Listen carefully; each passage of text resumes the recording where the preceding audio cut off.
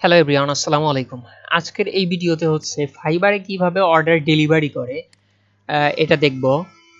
তো প্রথম যারা আসলে ফাইবারে অর্ডার কমপ্লিট করে তাদের আসলে অনেক মানে কোনো ইনস্টিটিউট থেকে যদি তারা মানে কোনো কিছু না শিখে আসে, ইউটিউব থেকে যদি অনেক এরকম শেখে, মানে শিখে ফাইবারে অর্ডার কমপ্লিট করে, তো তারা যেহেতু কোনো জায়গা থেকে শেখে নাই, তাদের আসলে অনেক বিষয়ে ভয় থাকে যে মানে ফাইবারে অর্ডার কিভাবে আসলে ডেলিভারি করে বা অর্ডার ডেলিভারি করার সময় কোন কোন বিষয় লক্ষ্য রাখতে হয়, কি কি ফাইল পাঠাতে হয়। তো প্রথম আমারও এরকম মানে অনেক কনফিউশন ছিল যে অর্ডার কিভাবে কি কমপ্লিট করব, মানে ডেলিভারি করব। তো আমি আমার এক বন্ধুর কাছ থেকে হেল্প পাইছিলাম। তো আজকের এই ভিডিওতে দেখবো যে ফাইবার অর্ডারটা আসলে ডেলিভারি কিভাবে করে। তো আজকের এটা হচ্ছে মানে লোগো ডিজাইনের জন্য দেখাবো। তো আসলে সব মানে আপনার ফাইবারে ডেলিভারি করতে সব একই সিস্টেমে ডেলিভারি করা লাগে। তো আপনি যা কিছু ডেলিভারি করেন না কেন এই নিয়মে ডেলিভারি করবেন। তো প্রথমে হচ্ছে আপনি আপনার এখানে আমি বিভিন্ন ইনফরমেশন আমি হাইড করে দিছি, এগুলো আমার ইনফরমেশন, এগুলো না দেখলেও চলবে, তেমন নেসেসারি না, এগুলো হাইড করে দিছি। তো প্রথমে হচ্ছে আপনি ফাইবারে ঢুকবেন। ফাইবারে ঢোকার পরে হচ্ছে আপনি আপনার ড্যাশবোর্ডে, এখানে ড্যাশবোর্ডে ক্লিক করলে এরকম একটা পেজ আসবে যে এখানে হচ্ছে রানিং অর্ডার, আর এখানে হচ্ছে অন্য কোনো অর্ডার থাকলে আসবে, না থাকলে না আসবে। তো এই রানিং অর্ডার থেকে যেটা আপনি ডেলিভারি করতে চান, যে অর্ডারের জন্য এই ভিউতে ক্লিক দিবেন। ভিউতে ক্লিক দেওয়ার পরে হচ্ছে এরকম একটা পেজ পাবেন। আমি জুম করতেছি আরো, এরকম পেজ পাবেন, মানে ইউজার ইন্টারফেস পাবেন। ইউজার ইন্টারফেস এরকম নাও হতে পারে, হয়তো আমার এই ভিডিও 1 বছর পরে দেখলে ফাইবারের ইউজার ইন্টারফেস চেঞ্জ করতে পারে। তো আপনি ভিউতে ক্লিক দেওয়ার পরে এরকম ইউজার ইন্টারফেস যদি পাওয়ার পরে হচ্ছে ডেলিভারি নাও এখানে ক্লিক দিবেন। ক্লিক দেওয়ার পরে ডেলিভারি নাওতে ক্লিক দেওয়ার পরে এরকম ইউজার ইন্টারফেস পাবেন। এখানে হচ্ছে delivery your work, describe your details in delivery in details. এখানে দুইটা অপশন, আপলোড ওয়ার্ক এবং আপলোড সোর্স ফাইল। আপনি যদি লোগো ডিজাইন অথবা অন্য কোনো সোর্স ফাইল দিতে চান, মনে করেন বিজনেস কার্ড ডিজাইন করছেন বা লোগো ডিজাইন করছেন, তো সোর্স ফাইল এখানে ক্লিক দিবেন। আপলোড সোর্স ফাইলে ক্লিক দেওয়ার পরে এরকম আপনার কম্পিউটারে যেখানে সোর্স ফাইলটা রাখা আছে সেখানে যাবে। তো এখন আমি লোগো ডিজাইনের জন্য এটা আমি যেহেতু ডেলিভারি করতেছি, তো আমি হচ্ছে এখানে ভেক্টর ফাইলটা ক্লিক করলাম। এখানে ভেক্টর ফাইলের ফরম্যাট হচ্ছে যে এখানে হাইট 1000 রাখছি এবং ওয়াইডও 1000 রাখছি, যেহেতু লোগো ডিজাইন।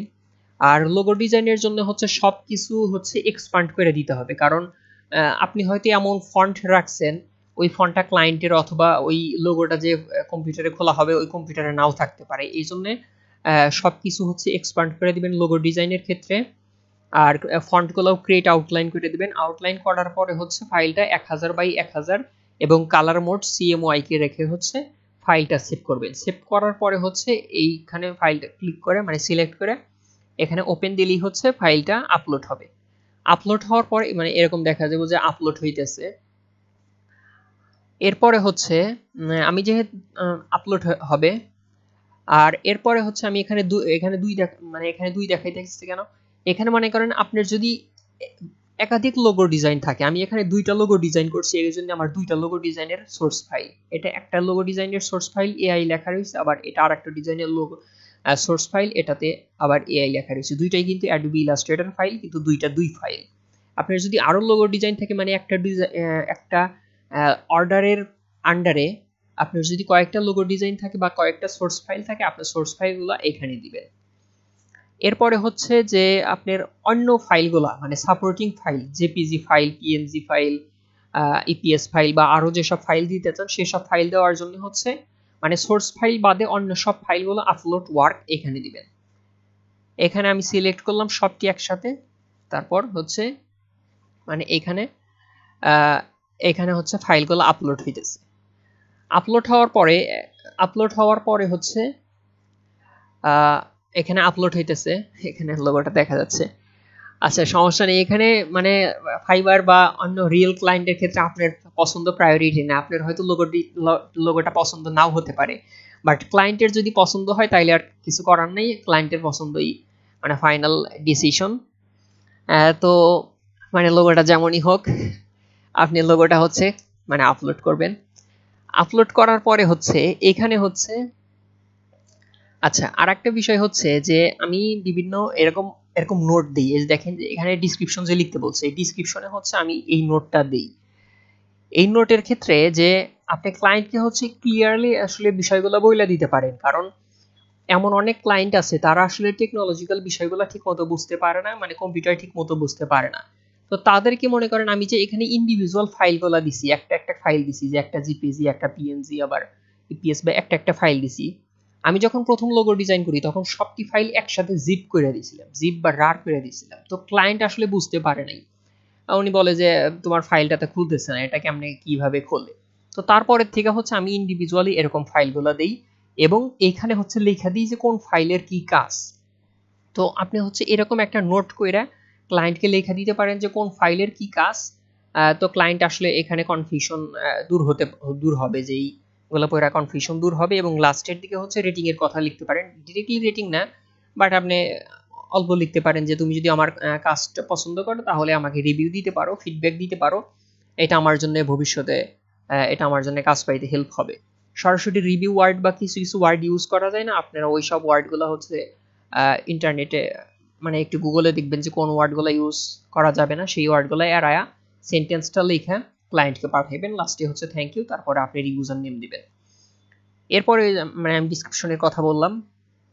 এরপরে হচ্ছে যে এখানে দেখেন, এখানে হচ্ছে একটা ফাইল মানে ইমেজ শো করবে। এই ইমেজটা হচ্ছে আপনারা যখন বিভিন্ন গিগে যান, ফাইবারের বিভিন্ন গিগে যান, ফাইবারে কিন্তু সর্বোচ্চ 3টা ইমেজ দেওয়া যায় গিগে, কিন্তু কত কত গিগে দেখবেন যে 3টার থেকেও আরো বেশি ইমেজ শো করতেছে। মানে প্রথম 3টা ইমেজের পরে যে ইমেজগুলো শো করে সেই ইমেজগুলো হচ্ছে রিয়েল ক্লায়েন্টের সাথে ওই ডিজাইনার যে কাজটা করছে সেই কাজগুলো দেখাইতেছে। তো আমি এই লোগো ডিজাইনের যে কাজ করছি, এই একটা লোগো মানে লোগোর হচ্ছে এখানে শো করতেছে। তো এই লোগোটা হচ্ছে মানে ওই আমার যে গিগের 3টা ইমেজের পরে দেখা যাবে যে রিয়েল ক্লায়েন্টের সাথে এই কাজটা করা হয়েছে।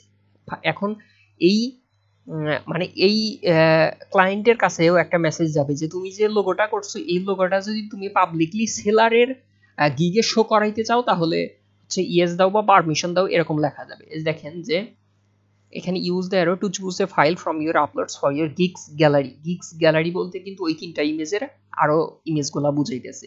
তো এখানে হচ্ছে আপনি ইমেজ, এখানে হচ্ছে অ্যারো আইকন থাকবে, এখানে বামে একটা অ্যারো, ডাইনে একটা অ্যারো। তো আপনি বাম ডানে করে দেখবেন যে কোন ইমেজটা হচ্ছে আপনি শো করাইতে চান, সেটা হচ্ছে শো করাইবেন। এরপরে হচ্ছে আচ্ছা, তো এগুলা গেল। এরপরে হচ্ছে ডেলিভারিতে ক্লিক দিবেন, মানে সবকিছু যদি আপনার ফাইল আপলোড করা ঠিক থাকে, আপনি নোট করা যদি ঠিক হয় এবং এখানে যদি এটা ঠিক হয়, সবকিছু শেষে হচ্ছে ডেলিভারিতে ক্লিক দিবেন। ক্লিক দেওয়ার পরে সব ফাইল হচ্ছে এখানে আপলোড হবে, মানে সেন্ড হবে, অ্যাটাচমেন্ট নামে এরকম একটা সেন্ড হবে, আর সোর্স ফাইলে অ্যাটাচমেন্ট হবে।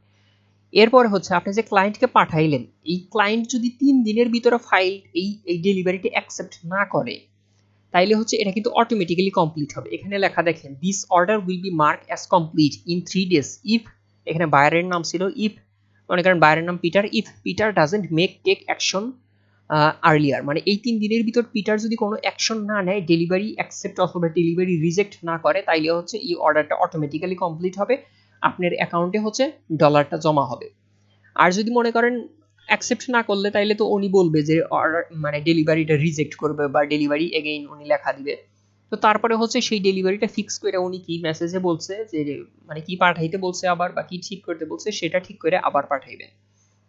আর আমি সাধারণত ইনবক্সেই ওনাকে আমার মানে লোগোর ইমেজটা দেখাইছি। লোগোর ইমেজটা দেখানোর পরে উনি ফাইনালি এটা চুজ করার পরে ওনাকে বলছি যে আমি কি সবকিছু নেসেসারি ফাইল প্রস্তুত করবো কিনা। যদি উনি বলছে যে হ্যাঁ করো, তারপরে হচ্ছে আমি সবকিছু নেসেসারি ফাইল ফরম্যাট আমি রেডি করে ওনাকে ফাইল পাঠাইছি এবং নোটটা লিখে পাঠাইছি।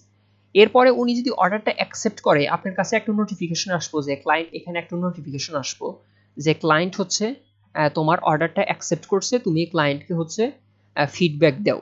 মানে আপনি যদি ফিডব্যাক দেন তারপরে কিন্তু ক্লায়েন্ট যে আপনাকে ফিডব্যাক দিচ্ছে সেই ফিডব্যাকটা শো করবে। তো আপনি ক্লায়েন্টকে ফিডব্যাক দিবেন, ওইটা আসলে আমার স্ক্রিনশট নেওয়ার কথা মনে নাই। এটা জাস্ট একটা টেক্সটের এরকম একটা ফরম্যাট থাকে যেখানে টেক্সট লেখার মতো একটা অপশন থাকে, আর এখানে হচ্ছে একটা অপশন থাকে এই রেটিং দেওয়ার। তো আপনি 5টা রেটিংয়েই ক্লিক দিবেন, মানে 5টা রেটিং এর এই সর্বোচ্চ ডানেরটায় ক্লিক দিবেন, তাইলে 5টা রেটিংয়েই ক্লিক হবে। তো ক্লিক দেওয়ার পরে আপনি হচ্ছে নিচে কিছু লিখবেন, দেখেন আমি কিন্তু এটা লিখছি যে the buyers description is very clear, he is a very good guy and good communicator, fully satisfied about his behaviour, I wish in future I will work for him again. আচ্ছা, এগেইন এখানে আপনি অন্য কিছু লিখতে পারেন, মানে ঘুরে ফিরে একই কথা যে ভাইয়ের ভালো আছে, ডেসক্রিপশন ভালো, ব্যবহার ভালো, এটাই। আর অন্য কিছু হলে অন্য কিছু লিখতে পারেন। রেটিং আপনার ইচ্ছা মতো দিবেন, বাট 5 স্টার দেওয়াই ভালো। যেহেতু এরা আসলে মানে আমরাও কাজ করতেছি, তারাও কাজ করতেছে, হয়তো তারা এজেন্সি অথবা রিয়েল, বাট 5 স্টার দিবেন। এরপরে হচ্ছে আপনি রিভিউ দেওয়ার পরে ক্লায়েন্ট কি আপনাকে রিভিউ দিছে সেইটা নিয়ে হচ্ছে একটা নোটিফিকেশন আসবে, তখন হচ্ছে আপনি ক্লায়েন্টের রিভিউটা দেখতে পারবেন যে ক্লায়েন্ট আসলে আপনাকে কি রিভিউ দিছে। তো আমাকে এই যে দেখেন এই রিভিউটা দিছে, আর এই যে এখানে 5 স্টার দিছে। তো এরপরে হচ্ছে একটা পাবলিকলি মেসেজ এখানে শো করার অপশন আসবে। এই মেসেজটা থ্যাংক ইউ ভেরি মাচ, এটা কিন্তু পাবলিকলি, এটা সবাই দেখতে পারবে, সবাই দেখতে পারবে। তো এত কিছুর পরে হচ্ছে মানে অর্ডারটা কিন্তু দেখেন কমপ্লিট হয়েছে। আপনি রিভিউ দেওয়ার পরে ক্লায়েন্টের রিভিউ আপনার কাছে শো করবে, এরপর কিন্তু order complete, your order is complete, if you need to contact the buyer go to inbox. মানে এরপরে যদি আপনি ক্লায়েন্টের সাথে কথা বলতে চান তো ইনবক্স থেকে আপনি কথা বলতে পারবেন। তো এইভাবেই হচ্ছে ফাইবারের একটা অর্ডার আর ডেলিভারি করে। তো আজকের ভিডিওতে আমি যতটুকু মানে যত কনফিউশন থাকতে পারে, আমার প্রথম দিকে যত কনফিউশন ছিল আমি সবগুলা ক্লিয়ার করার চেষ্টা করছি। তো এরপরেও যদি কারো কোনো বিষয়ে কনফিউশন থাকে তো আমাকে জানাতে পারেন। আর মানে এত কিছু চিন্তা করার দরকার নেই, আপনি অর্ডারগুলার জাস্ট ডেলিভারি দিবেন, তারপরে সবকিছু ফাইল ঠিকঠাক থাকলে ক্লায়েন্ট মানে অর্ডারটা অ্যাকসেপ্ট করবে। আর যদি 3 দিনের ভিতরে অ্যাকসেপ্ট না করে অর্ডারটা অটোমেটিক্যালি কমপ্লিট হবে। আর অটোমেটিক্যালি অর্ডার কমপ্লিট হলে তো মানে ডলারটা জমা হবেই। আর এরপরেও যদি অর্ডারটা কমপ্লিট হওয়ার পরেও যদি মানে ক্লায়েন্ট ইনবক্সে মানে আইসা আপনাকে বলে যে তুমি যে অর্ডারটা ডেলিভারি করছো আমি তো ওই টাইমে অনলাইনে ছিলাম না, ওই অর্ডারে আমার একটা ফাইল মিসিং আছে, বা এই ফাইলটা আমার দরকার, অথবা লোগোটা আমার এটা এভাবে দরকার, তো আপনি সেটা ইনবক্সে ওটা ক্লায়েন্টের ওটা সলিউশন করে দিবেন, সমস্যা কি, যেহেতু আপনার ইয়েতে ডলার জমাই হয়েছে। তো আজকের ভিডিও এই পর্যন্তই। আসসালামু আলাইকুম।